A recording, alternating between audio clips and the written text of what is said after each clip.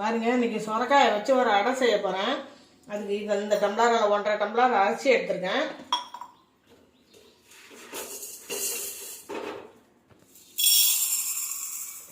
அரை டம்ளர் கடலைப்பருப்பு,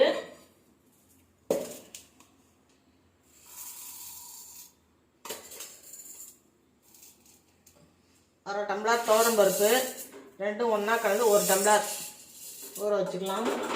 ஒரு 2 ஸ்பூன் உளுத்தம்பருப்பு, திருப்பி சொல்லு. ஒரு 2 ஸ்பூன் உளுத்தம்பருப்பு அது கூட போட்டிருக்கேன். எல்லாத்தையும் 2-3 தடவை நல்லா கழுவிட்டு வந்துடலாம். கூடவே ஒரு 6 வரமிளகாய் போட்டுக்கலாம். ஊறட்டும், ஒரு 3 மணி நேரம் ஊறட்டும். மூடி வச்சிடலாம். 3 மணி நேரம் கழிச்சு அரைச்சிக்கலாம். ஆயிடுச்சு, 3 மணி நேரத்துக்கு மேலேயே ஆயிடுச்சு. வாங்க இப்போ மிக்ஸி ஜாரில் போட்டு குறைன்னு அரைச்சிட்டு வந்துடலாம். பாருங்கள், இந்த சொரக்காயில் பாதி சொரக்காய் அந்த மாதிரி சீவலில் சீவி எடுத்துகிட்டு வந்துட்டேன். இதை இது கூட கலந்துக்கலாம்.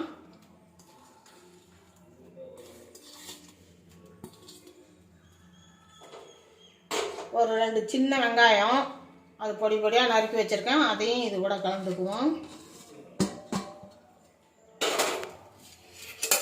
பொடியாக நறுக்குன்னா கருவேப்பிலை, கொத்தமல்லி.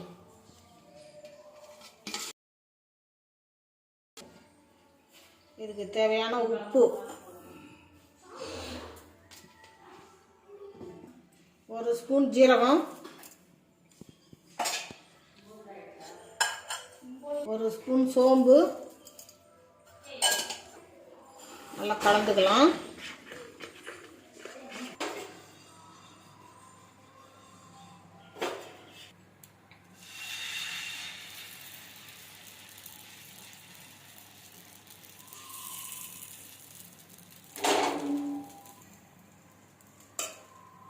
இந்த மாதிரி நீர்க்காயெல்லாம் இந்த வெயில் நேரத்தில் சாப்பிட்றது ரொம்ப நல்லது உடம்புக்கு. பிள்ளைங்கள்லாம் இதெல்லாம் சமைச்சு கொடுத்தா சாப்பிட மாட்டாங்க. அதனால்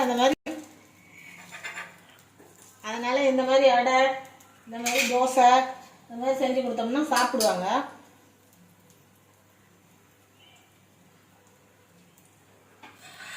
திருப்பி போட்டுக்கலாம்.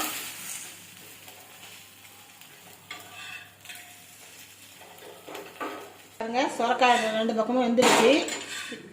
எடுத்துக்கலாம்.